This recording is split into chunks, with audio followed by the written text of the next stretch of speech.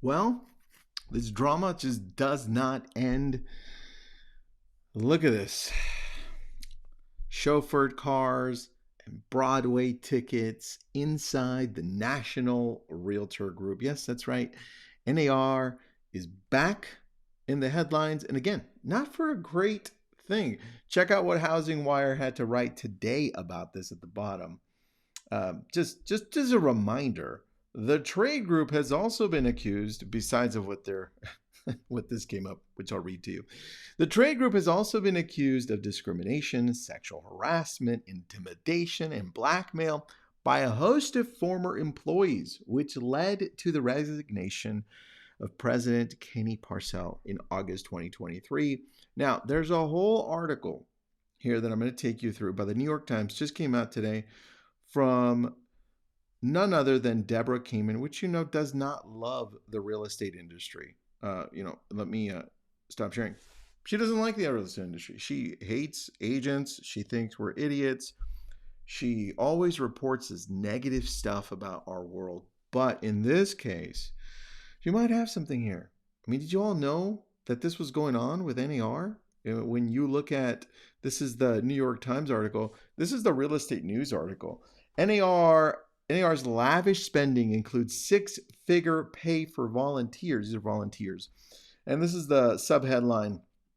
Leaders spent thousands on Hamilton tickets and other luxuries with corporate credit cards as former execs stay on payroll, the New York Times reported. So let's go to the New York Times. Let's just get started here. This was the previous CEO, I believe. His name's Bob Goldberg. And this is where it starts. I've highlighted some things for you to read with me, things that I thought were important. And let's read it. The group would also pay for first-class airline tickets when Bob, talking about Bob, when he traveled for business, and once a month for a round-trip first-class ticket for his wife.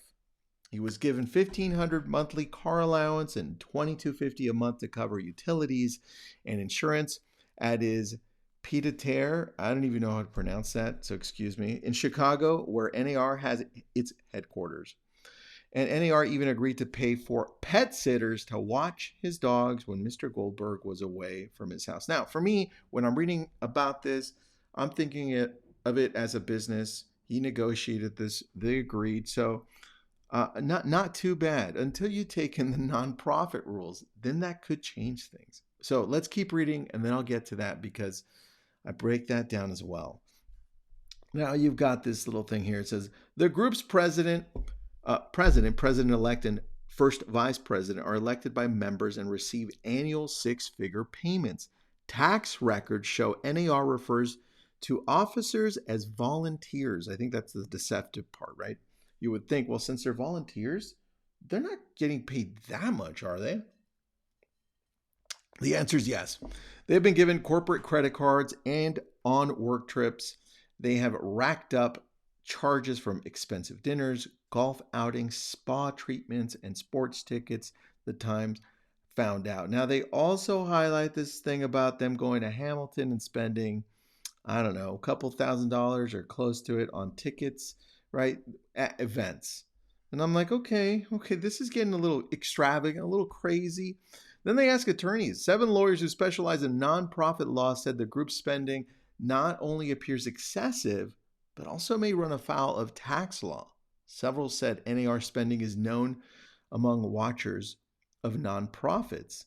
And look, this is what they even say, which I bring him up in a little bit. But it says, it's highly unusual. I would even say virtually unheard of for volunteer leaders and officers to receive compensation at those levels, said Jeff Tenenbaum.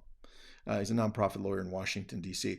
Keep on reading. You find trade groups and charities are governed by a similar set of laws that prohibit people who work for nonprofit from using its funds for their personal benefit. And that, I think, becomes a problem. The violation is called private inurement, which can occur when the spending is in connection with a business trip or event. Now, what I did is I thought, well, look, this is not my expertise, but I am a real estate agent. I am part of NAR. It sucks that they're spending our money in this way if it's proven that it is against the law. But I said, let's Let's see what AI has to say about it. In fact, I used Claude and I uploaded this article and I asked it to zoom in with me here.